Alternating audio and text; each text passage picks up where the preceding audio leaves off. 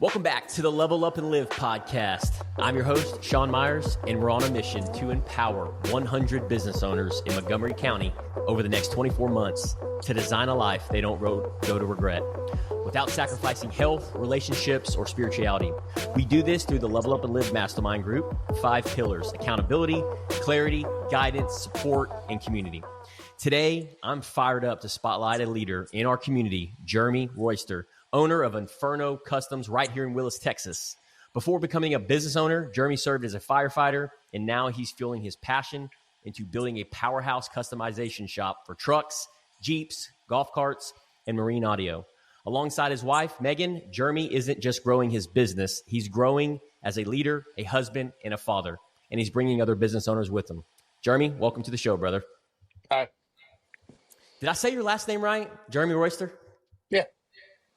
Got it. Man, I have been debating in my mind. Am I going to say his last name right? I meant to confirm with you before. It's just Royster with an R in the front. Got it. Fantastic, man. Well, Jeremy, before we talk about Inferno Customs, before we talk about business and diving deep, who are you at your core? And what values or experiences shaped you growing up and who you become today? Who I am at my core, mainly just somebody that refuses to give up. I don't take no for an answer. And if you tell me I can't do it or it can't be done, I'm going to make it my life mission to prove you wrong. So far, it's worked out pretty good for me. Yeah. I think what's shaped that is a lot of just my upbringing. Came from a divided household. Parents split when I was around 10. I was fairly self-sufficient. My mom was working 2 jobs most of my childhood. My dad lived out of state. Um, and I was pretty well on my own most of my childhood. Made some mistakes along the way, learned from them, and yeah. Awesome, man. And you served as a firefighter and paramedic before launching Inferno Customs, correct? Yes.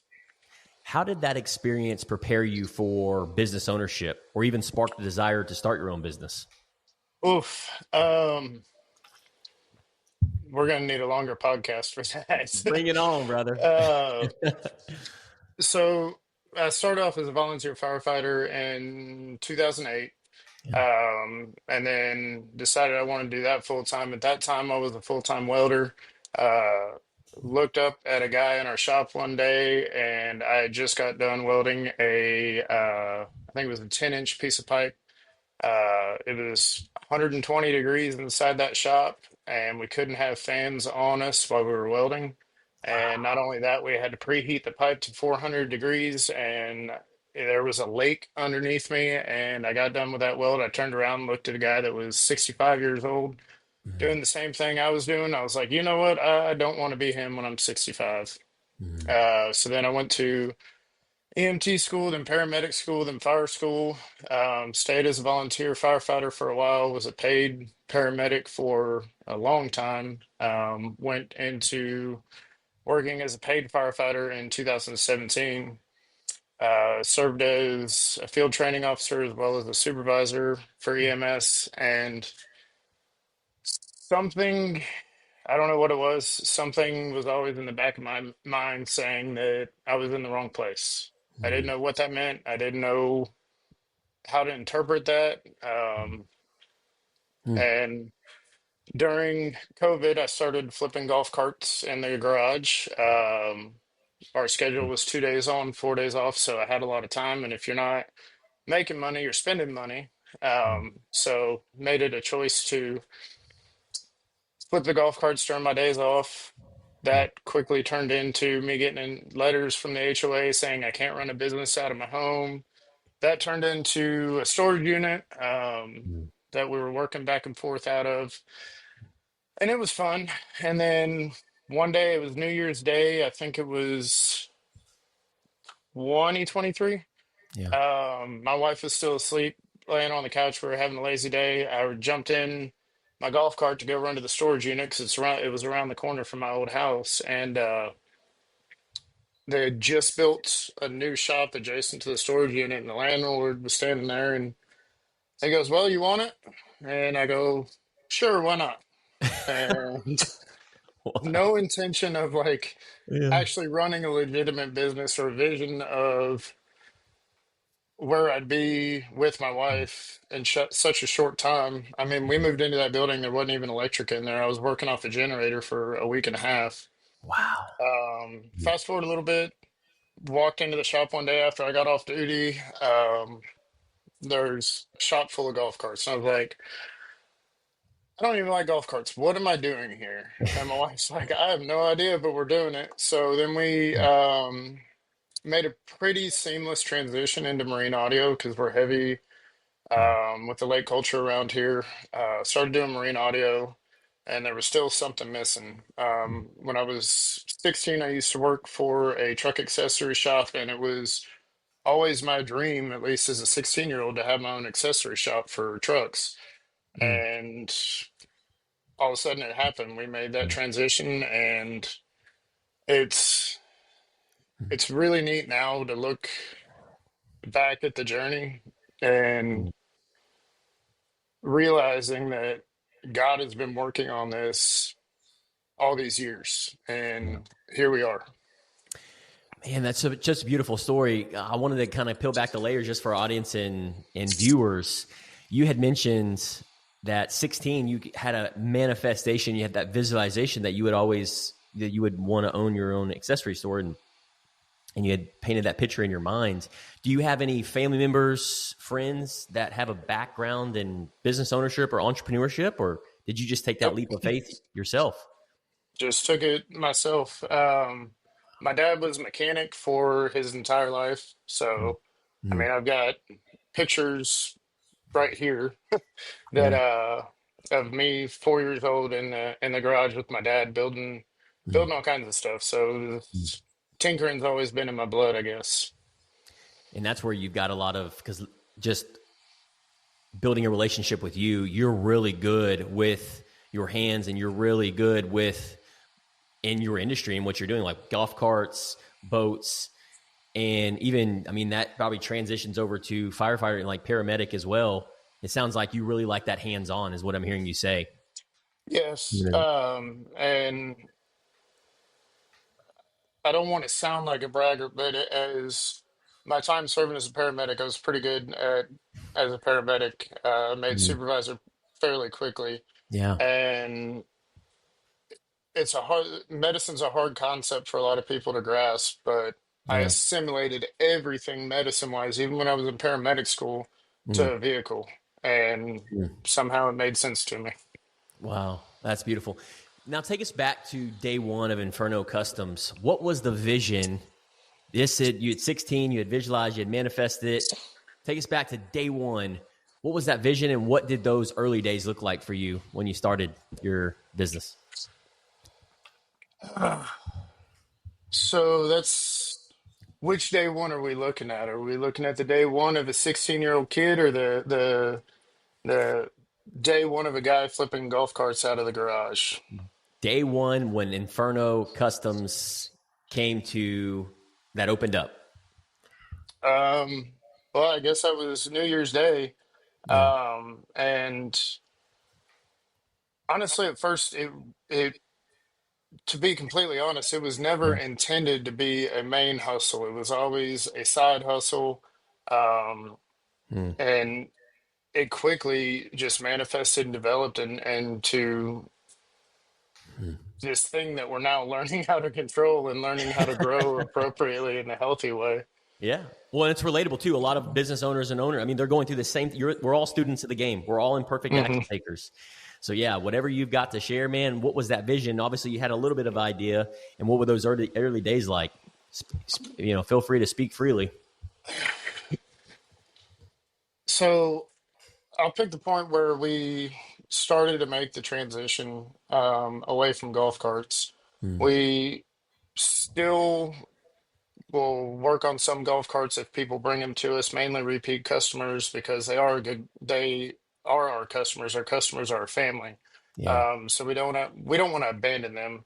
Um, but my wife and I were sitting there one day and I'm just like, I'm not even enjoying this. I was like, this is working on all these golf carts and doing all what we're doing here Hmm. was made started off as making a quick buck, and in fact, we were going over the 1097 bridge, going over Lake Conroe, and my wife and I were talking, and this is probably 2018, 2019, and we both wanted a side by side. I'm anti-debt, and I was like, well, here's what we'll do. I'm going to start flipping golf carts until we get enough money for a side by side, and then we'll just pay cash for whatever we want. And Yeah. then we started flipping golf carts, and then the side by side thing got forgotten about, and then um, it's just kept flipping golf carts, and it turned into a shop. But Yeah. we're sitting there. I came in off duty. I was like, I'm not enjoying this at all. I was like, this. We went down this road accidentally and blindly, and now we either need to make something out of this and make it what we want it to be, Mm. or maybe we need to reevaluate doing anything extra at all. So we made that transition, and when I was 16, it was always so much fun to have this brand new basic truck come into the shop Mm. and us do a bunch of work to it and then deliver it to the customer and see how excited the customer was about it. And of course, at 16, and I'd have to ask my wife, I'm 37 or 38, the feelings haven't changed. I'm Mm. still more excited to give that project back to that customer Mm. than that customer is to receive it back. Yeah. Um, every one of these projects ends up being one of my children. So even when I call my customers and follow up, I don't say, "Hey, how's your truck?" or "How's your boat?" I'm like, "Hey, how's my boat doing? Is everything good?" I take it very personally. Yeah. What would you say the difference is, Jeremy, between when you started your entrepreneurship of flipping golf carts? Because you've said that a few times now, you didn't enjoy it. So that was self awareness that you Mhm. were self aware of that. And a lot of business owners and listening to this, they may be experiencing that same thing. Like, man, I really don't enjoy doing what I'm doing. Then you transitioned over to like what you just said with trucks and doing, but you love that. Like you take ownership in that. What was the biggest difference for you in the catalyst in that?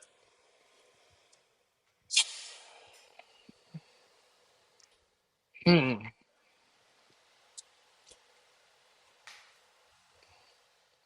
You got me on that one.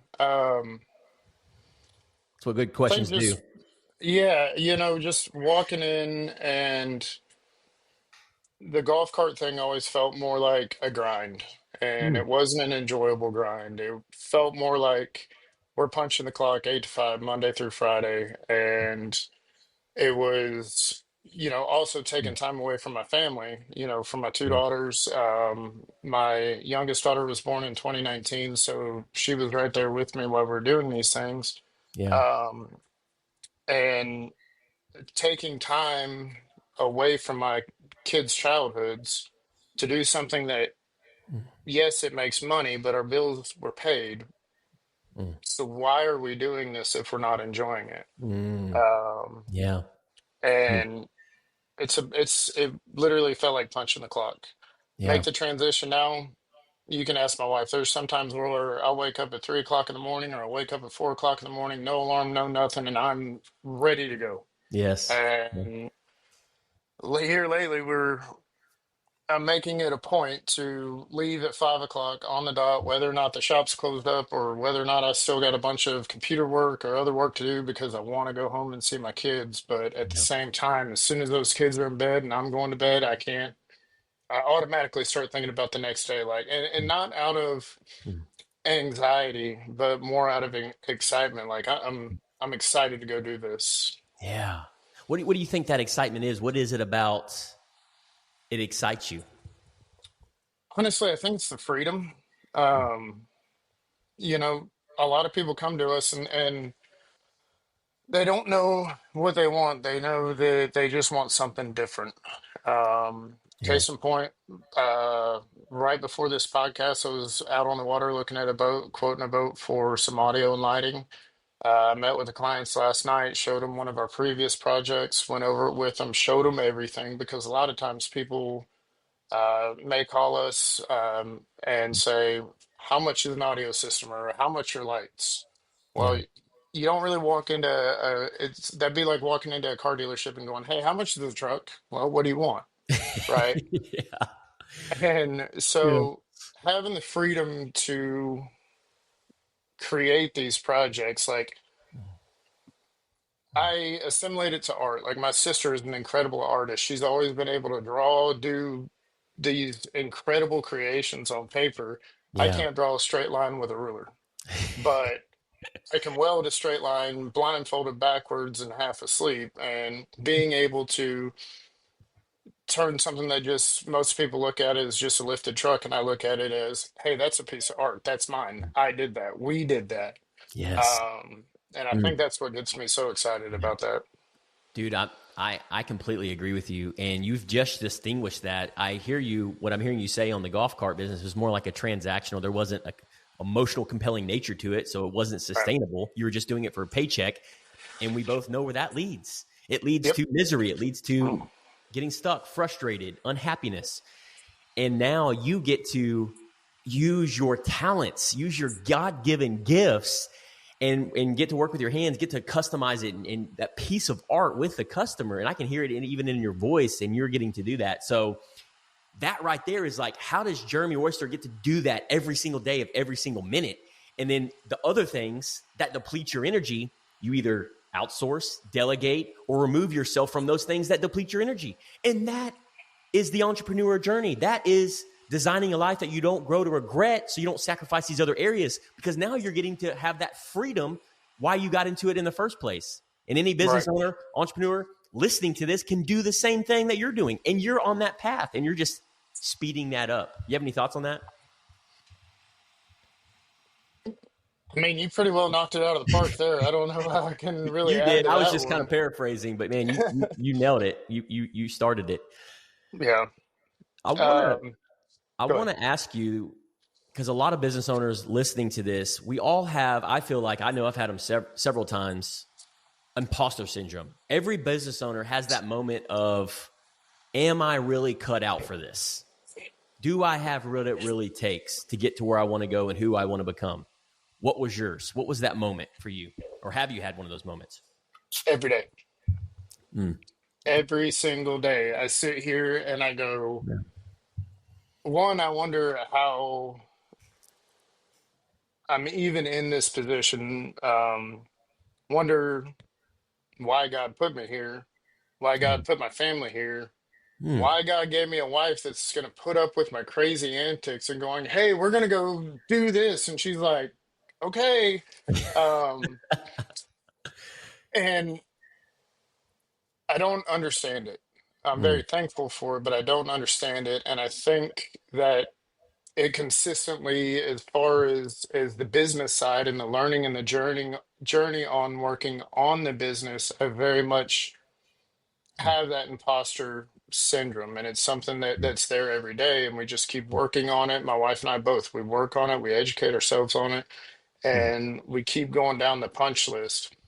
On the creative side of it, me working in the business, I don't have that imposter syndrome at all, because that Yeah. comes naturally to me. Yep. Running a business, not so much. Um, yeah, That's really good, man. I want to dovetail off that. There's a book called The E Myth by Michael E. Gerber. Have you heard of it? I have not. Highly recommend writing that down. It's called The E Myth, The Entrepreneur Myth by Michael E. Gerber. And I'll even send it to you. But I've got the book. It's on my library here, and I believe there's an audio. But the book, I've read it multiple times. And any business owner that hasn't read that, highly recommend reading it. But it talks about, in entrepreneurship, which is what you're going through, the technician, the manager, and the entrepreneur. Well, the technician is, I'm going to start up a business for this reason: financial freedom, time freedom, whatever it may be. Well, let's take a baker, somebody that wants to open up a baking, cupcakes. They open up a baking. Well, they got to get the lease. They got to get employees. They got to get sales and marketing, all these different things that they're opening up this business. Well, they're the technician. I just want to bake some cakes and open up my own business, but I got to do all these other things. Well, then the E-Myth talks about, in order to work on your business and not in it, and in order to get to design a life that you don't go to regret and hate, you've got to become the manager. So you're now managing the systems and processes. You're managing sales, marketing, your employees. You're managing those things. Then this is where the real freedom happens. When you transition 100% into your business as an entrepreneur, as a Hmm. 100% entrepreneur working on the business. Now, people listening to this may be thinking, well, but I started the cupcake shop to make cupcakes. And essentially that's what you're saying, Jeremy. I started the Inferno Custom to do audio and boats and work my hands and craft my art.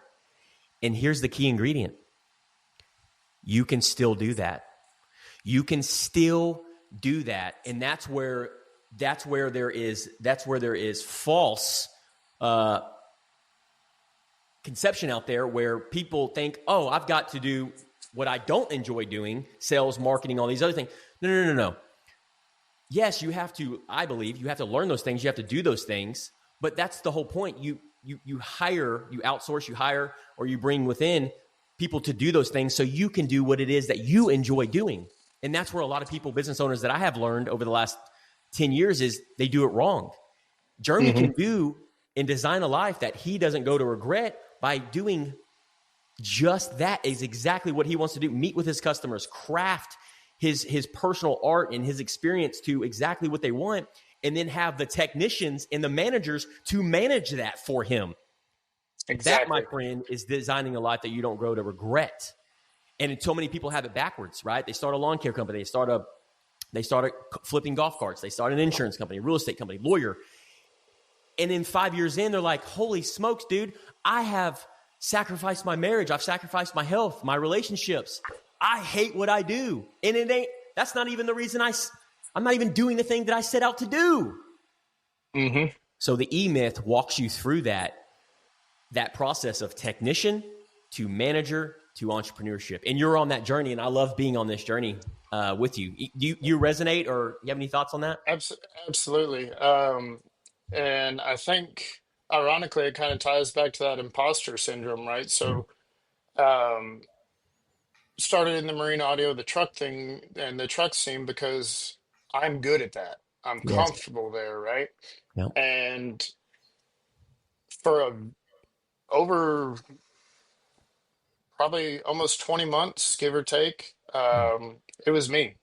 I was the one turning the wrenches. I was the one doing anything. If something left our shop, be it a golf cart, a boat, a kayak, whatever it was, if it left that shop, I was the only one doing it. And my wife and I were sitting outside the shop one day, and I looked at her and I'm like, and I go, we're we're booked up 2 months right now. Like we can't take a new customer on for 2 months. And I was like, this is we need to hire. And then we hired a guy, and that's a whole nother story. But once you start hiring and outsourcing a lot of this stuff, one, it's a little less tedious to come in and do it because Mm. there's, let's be honest, as a business owner, there's some things that you just don't want to do. Yeah. The baker wants to bake cupcakes, but they also have to bake the cookies. They don't like baking the cookies. Yeah. Let's hire somebody to bake the cookies, right? Yes. Yes. Um, and so that transitions, and there's always that self-doubt of Mm. what's going to happen if we run out of work. You don't want to hire somebody and then have to lay them off in a week and a half. Mm. And so I think that's a lot of where Mm. the imposter syndrome comes from. Yeah. But over the past year to year and a half, my wife and I have had, conversations. And yes, she's not as passionate about custom trucks as I am. I'm working on it. I'm getting her there. But she is passionate about supporting me, which is great. Mm. But our vision that we have is to still have Inferno Customs, have it doing its thing, running itself. Yeah. But my true vision is be able to hook my truck up to our toy hauler and go to, the Rocky Mountains or go wherever we want to, load the kids up, hit the road, go, and be gone for 3 weeks, not have to ask anybody, not have to put in vacation time, not have to do, check in with anybody. And then the our company still run itself and operate as if we weren't there. Yeah. And Mm. again, I think that adds to the imposter syndrome because you look at it and you're like, how do we get there? Well, how do you eat an elephant? It's one bite at a time. That's so true, man. And you're transitioning to that in a pretty quick time period, from plugging yourself in, asking the right questions, getting curious, because it's ultimately coming down, who do you need to become? You know what you're really good at. You know what you're good at. You know what it is that you want to be doing. You're defining that clarity, having that time freedom, that financial freedom to hook up to your trailer and go for 3 or 4 days. And that, my friend, what I have learned is everything rises and falls on leadership.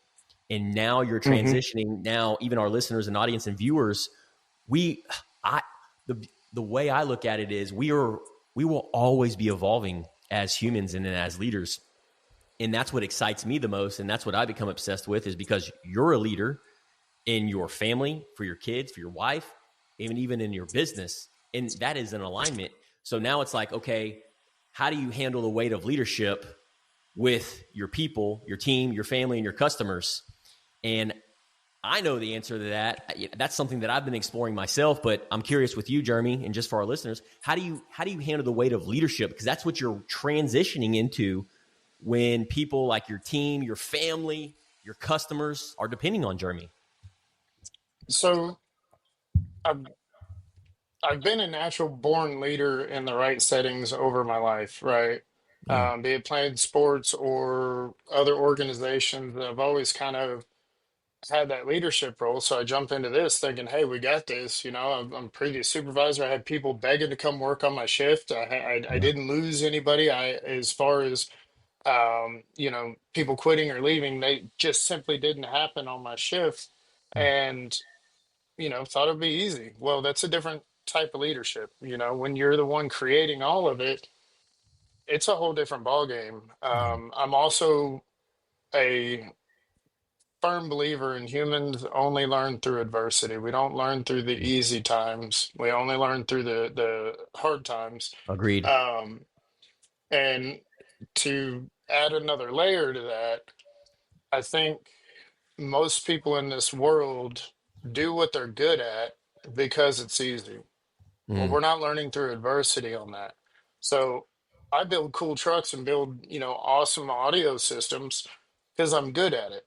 Yeah. But now I've outsourced that to my technicians and they're doing most of the work right now. Right now, there's three of them plugging away and banging away on in the shop right now.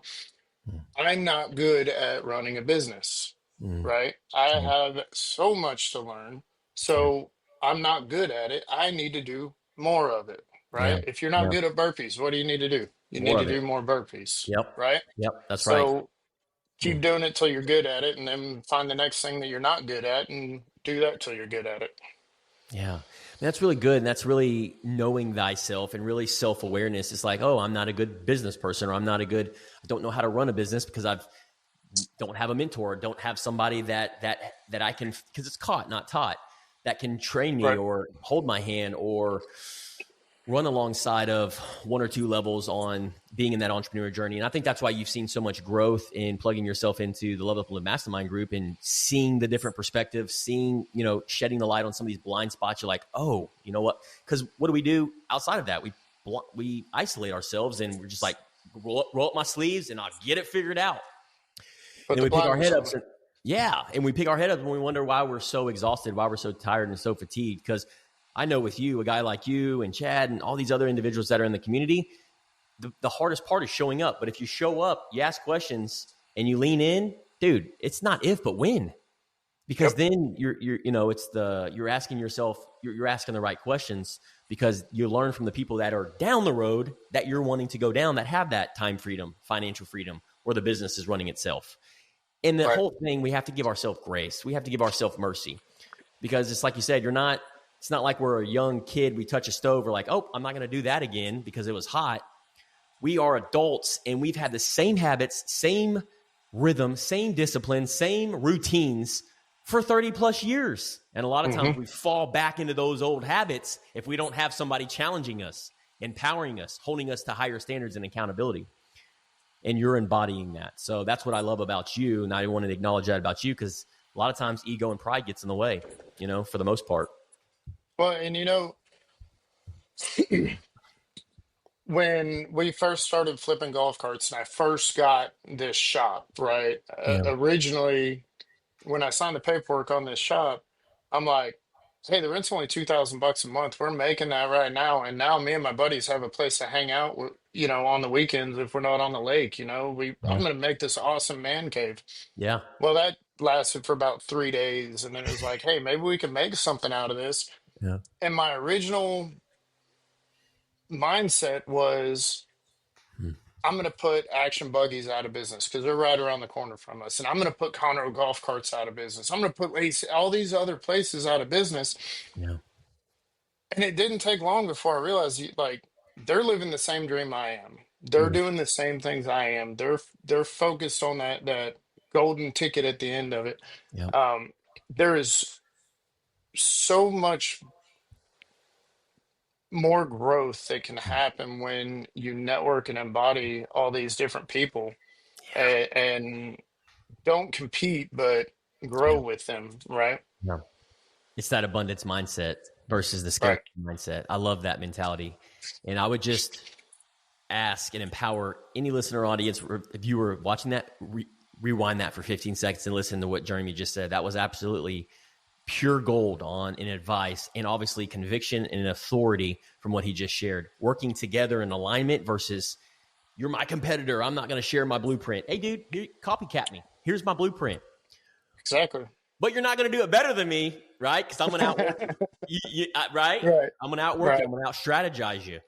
And that's what I'm hearing you say. I'm curious, man, mistakes. We make a lot of mistakes as leaders, as business owners. I make them all the time. I fail a lot. I make mistakes myself. I've shared that on previous episodes. But can you share a mistake you made recently or in the last 12 to 18 months that turned into a pivotal lesson for you and your team? So first, starting off with that, failure is not in my vocabulary. Um, I try not to bring it into my family's vocabulary or my shop's vocabulary because failure only happens when you make a mistake, you find adversity, and you back away from it, or you quit, or you don't try again. I love Right. that. Agreed. So failure's not in my brain. Yeah. Um,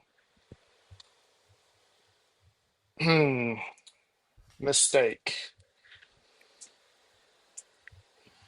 A mistake that you There's a made, or lot. it was a pivotal moment for you and your team, like a light bulb went off.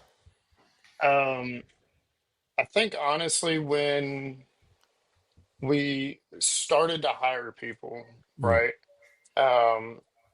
My thoughts were I need to get these employees as cheap as possible, right? mm, yeah. And we're going to grow them, and as we grow, we're going to pay them, right? Um, I'm still fixing those previous employees' mistakes to this day that have been gone for almost a year, right? Yeah. By not seeking out the talent that I needed, Mm, it cost us severely. yeah. Mm, And people don't come to my shop because they have to, right? yeah. If your vehicle breaks down, you go to a repair shop because you Yep. have to, Yep. right? Yes. People don't come to me because they have to get a lift kit or they have to get 24-inch wheels, right? Yeah. They They want come to me to. because they want to, right? Yes. Yeah. And when they come to me and they want to, and then we miss the ball Mm, and something happens or, you know, something gets scratched or a mistake happens, it's very detrimental to us because of that mindset of them coming to us because they want to.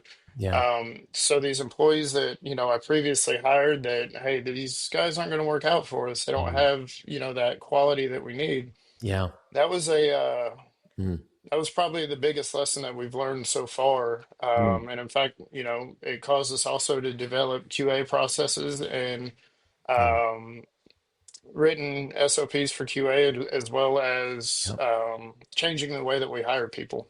Wow.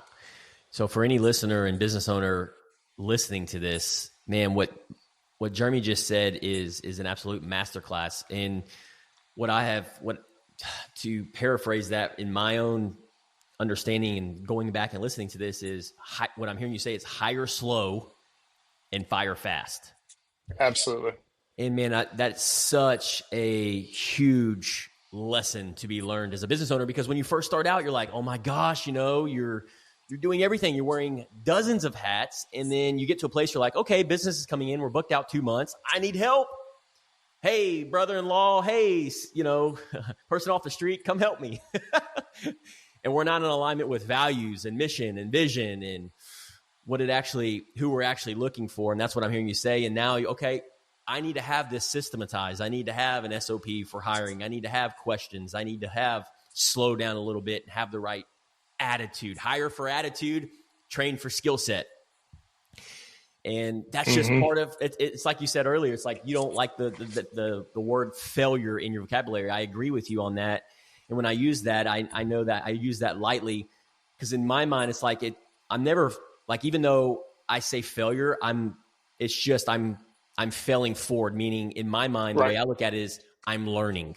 It's a stepping stone. It gets me that much. But failure, you're right, is very frowned upon. And that's, in order for you to have conviction in what you just said on the hiring process, in that lesson that you've learned, is by reflecting. Because it would have been easy for you to throw in the towel. It would have been easy for you to quit, and been easy for you to go, I'm out. And you've probably had those thoughts. But you know what? You said, well, who do I need to become? What questions do I need to ask? What systems do I need to incorporate? Maybe I need to slow down a little bit, get the right people in the right people in the right seats. And once you do that, you're that much closer to working on a well-oiled machine and working on your business and not in it. So that's beautiful, man. Appreciation. Yeah. Now I want to make sure we tap into this, because I know it's tricky working with your wife. So you work alongside your wife, Megan. Yeah. We got to give her a shout out. What has that dynamic been like for you and her, and how has it strengthened or challenged both your marriage and your business? Oh, so we haven't covered this part of it yet, but up until December of 24, so 7 months, the entire time that my wife knew me, I was always on shift work. So it was usually 2 days on, 4 days off. There was a couple other schedules in there that I worked over the years, but most of it was 2 days on, 4 days off, which puts me home 4 days and gives us separation for 2 days. Um, which it worked out great for us. Yeah. In 2023, my wife quit her full-time job as a surgical tech and came to work for the shop. She started running the office right before we made that transition. Um, and then in December, I left the fire department full-time, and that was some learning that we had to do, because for the first time, uh, we've been married 12 years ish. Yeah. I'm going to get in trouble now. Um, we've been married 12 years. And so for, 11 and a half of it, we've had this this scheduled separation time.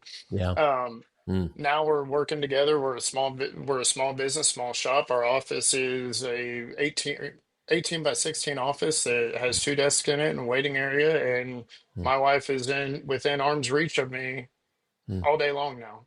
Yeah. At first, and there's still days where we get on each other's nerves, etc. Yep.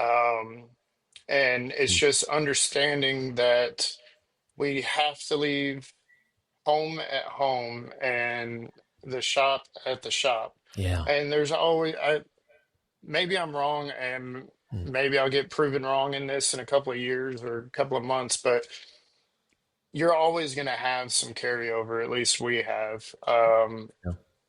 And we learn on it, we work with it. It's working out better than either one of us thought, because by now we figured that we would be in two separate shops or two separate offices because we couldn't stand each other. Yeah. But in all reality, I think we're growing closer together as co-business owners and as husband and wife. Do you think it's because you're wise not only there, but also you're in alignment with what it is that you want to be doing? And you've always mentioned this about Megan. I've realized this. I've learned this about Megan. She loves you. She supports you. And that right there, my friend, any man, any business owner, you have to have that in a marriage. You have to We have would your wife, spouse, because without it, it's absolutely. impossible. Yeah, we would not be here. Yeah, and I see that, man, and you see that, and you acknowledge that, and I think that's why you're making it work, and you're evolving as husband and wife that's working in the business together and defining those roles and what that looks like, and you're being intentional about it. And I love how you said too, and for our listeners and audience and viewers listening to this, you try to work is at work. When we go home, we're with the kids, we're present. I'm time blocking this. And yeah, sure, there's going to be carryover. You're human beings, but it's acknowledging that. And I think that's super powerful, man, because it is. I've worked with my wife, and it's very, very tough, very challenging. And I commend you both for doing that. And I think it comes into that communication and being intentional about, hey, are you good? Like, is your love tank filled? You know what I mean? Is your love tank Yeah. filled? Are we good? And having that on a weekly basis. Me and my wife do, like a date morning. We don't do date night. We do date morning before church every Sunday. And it's been the biggest game changer for us because we're busy people. We just need that 60 minutes. You good? Your love tank, it has a rough week. Here's my high, low gratitude, right? And so being able to dive into that, I think is just, it's invaluable, and it goes a long ways. So I appreciate you sharing that. Now, kids, when your kids look back years from now, mom and dad building Inferno Customs, what do you want them to say they saw in you during the season of building Inferno Customs? Oh, that's a deep one. Pride. There's a whole lot of words that um, that I can add to that. Um, but to put it blatantly and clearly, it's pride. Pride. Pride in everything that you do. Pride in everything and how you show up and who you're becoming. Yep, Beautiful, man. absolutely. I love that. You and Megan have both leaned in all the way into Level Up and Live Mastermind Group. Pretty much safe to say you both not only see the value in that, but you've also seen what it's done, firsthand, just in the short period of time, the transformation, perspective, different blind spots, different things you're learning, and then also giving back to people that you're able to help in this journey as well. What would you say has been the biggest shift for you since plugging into the community these last couple months? Um, probably being more intentional on the business. I've always been very intentional in the business. I don't want to say that my work speaks for itself or Inferno's work speaks for itself, but in all reality, it does. Yeah. And that only gets you so far. Yeah. That only gets the business so far. Those cupcakes could be the best cupcakes on the planet, but that only gets you so far. That's right. And I've always been incredibly intentional on that because, like we talked about earlier, I'm good at that. Yeah. So now I need to, and the transition that's happened is I've began to become more intentional about every step that we take as a business, just the Yeah. SOPs, how we operate, what we do on the backside, Yeah. and really focusing on the structure of the business. Like, for example, my guys know automatically that, you know, how we make a wire connection or how we lay things out and how I expect it to be, and everything gets torqued to the exact spec by the manufacturer. Like, they understood all that. It was written down, it's written in blood, it's tattooed on my back, if you will. They know that. Yeah. But as far as business, as far as the operational side of the business or what we do on the computer or the budget, the finances, the taxes, all that kind of stuff, Mm. it's not as set in stone. So Mm. plugging in with Level Up and Live, we've Yeah. been able to pick up from other business owners Mm.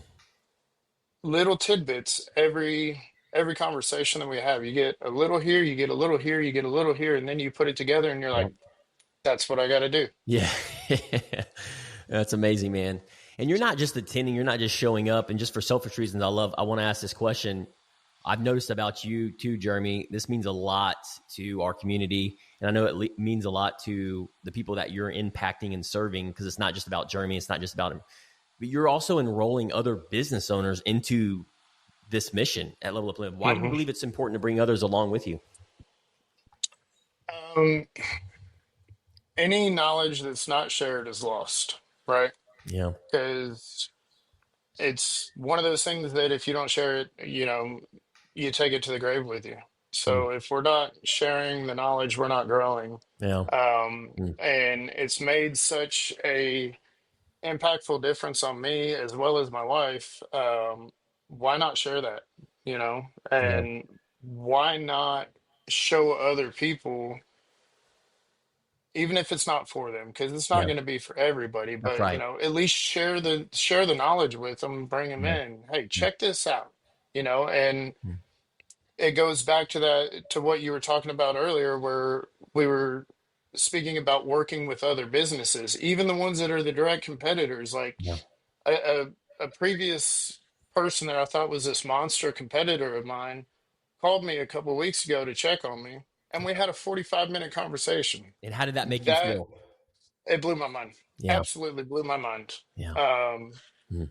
and I learned a lot from it. Yeah.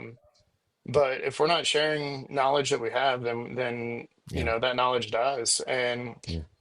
it's also a very synergistic effect. Yeah. Um, you put five or six business owners, around a table, Mm. fire is going to happen. Either it's going to be good fire or bad fire, but so Yep. far it's been all good fire because we're all in the same Yeah. headspace. We're Yep. we're all wanting to get to the next level. What does that Mm. level look like? And I think Mm. as individuals, everybody has a roof or Yeah. a cap over their Yep. head.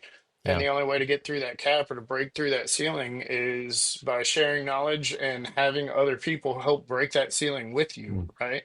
Mm. So today you might be help, or tomorrow you might help me break my ceiling, and then the Yeah. next day I might help you break yours. But if we don't reach Yeah. out to each other and network with each other, it's not going to happen. That's right, man. Final question for the business owner out there listening to this right now who feels stuck, isolated, alone, like a hamster in the wheel, cog in the wheel. What would you tell them about the power of surrounding yourself with like-minded leaders and business owners? If you're not doing it, you should have been doing it 6 months ago. Mm. The only regret that I have with Level Up and Live, and it's funny, and it goes back to this whole my belief that God's always working in our lives, even when we don't see it, and I'm proof of it. When I go back and I review my life, and Mm. I'm talking about from when I was a kid, when I start thinking about the chronological events that have happened, if any one of those events would have went differently, I would not be sitting here. I would be on a fire truck somewhere, So missing true. Christmases, missing birthdays, missing all these things. Yeah. And it's that includes the bad stuff. Yes. The chronological events that has led me to this point Mm. includes my dad dying, who was my hero, Yeah. right? Yeah. And Mm. the only regret that I really have is not or that's where I was going with it. I'm sorry. That's okay. Thinking about these events, we're having this conversation right now because Micah from Revolution Power Sports put a post up of one of the members saying, "Hey, this kid's going places," and I Yeah. think that was it. It was very short, sweet lived. Yeah. I sent him a message, and Mike and I were loose acquaintances, Yeah. knew each other through, Houston Diesel, stuff like that. Never sat down, broke bread, had a conversation with him, but he's like, "You need it." Yeah. I'm like, "All right, cool, I'm there." And then the next thing you know, I'm in a group text with you and Micah, and here we Yeah. are Yeah. having this conversation. Uh, my only regret for with level up and live is not doing it sooner. But Yeah. again, you got to trust God's plan and Mm. go the way that He takes you. Amen to that, brother. I always love this saying, the best time to start was yesterday. The next best time is today. Yep. And So you're never ready for it. we never Even are. That, Even for this podcast this morning, I planned everything out. I had it all, worked out. I'm going to do this. I'm going to do this. Got home, yep. and that was not the case. Yep. But we made it work. You're never ready. We made it work, and it was a beautiful story. And my friends, time flies when you're having fun, and we are out of time today. You're one of those guys. I just want to acknowledge that about you, Jeremy. Like, you're rarely poised. You're very reserved. And I'm sure this is how you are behind the scenes as well. But I just love talking to you and having a conversation with you because you receive things, and the synergy between our conversation today, it's went lightning quick. And I just enjoy you, man. I appreciate you. I love how you show up with humbleness. You have humility. You're vulnerable. You put the pride and ego to the side, and you're an imperfect action taker, and you continue to show up and pour into other people. And that means the world to me. So I really appreciate you saying yes to the podcast today, man. Appreciate you having me for sure. No doubt, brother. Outside of that, how can our community at Level Up and Live, how can we support you, man? You have been nothing but valuable today on today's podcast and opened up, shared your story. So how can we support you? I might throw you through a ringer on this one. Come on. You guys already have. We can't ask for any more support than what we've already gotten. Between the open arms, Yeah. the energy, the knowledge, the experience. Sure, I could get on here and say, you got to go like all my social medias, go like this post, go do this, or buy this from me. No, Yeah. this community has already supported us in a way that cannot be repaid. So we're good. Awesome, brother. Well, there you have it. Honestly, you sharing that answer right there is straight humility. It shows your character. And here's the thing. This story, I know, as powerful as it's going to be, and the people that are listening to this, people do business with you, know, like, and trust. So they will go and find you, right, and look you up. It will happen. So, and whatever. That's on their record. As long as they're doing it because they want to, we're here waiting for them. But amen to as that, far bro. as a group, we've got tons of support and we love it. Awesome, dude. Well, we'll have any links for that where you can follow Jeremy in the show notes. Outside of that, we are grateful for all of our listeners, all of our viewers, and all of our audience listening to this episode today. We really appreciate you. And I don't say that often, but I really want to say that today. I'm grateful for you listening, spending 45 minutes with today. Thanks again to our guest, Jeremy. Make sure you go and support him, follow him, and say a prayer for all of us in this journey, right? And if you're a business owner, if you're an emerging leader listening right now, don't go at this journey alone like me and Jeremy talked about. Come test drive the Level Up and Live Mastermind group with a 1-month free trial.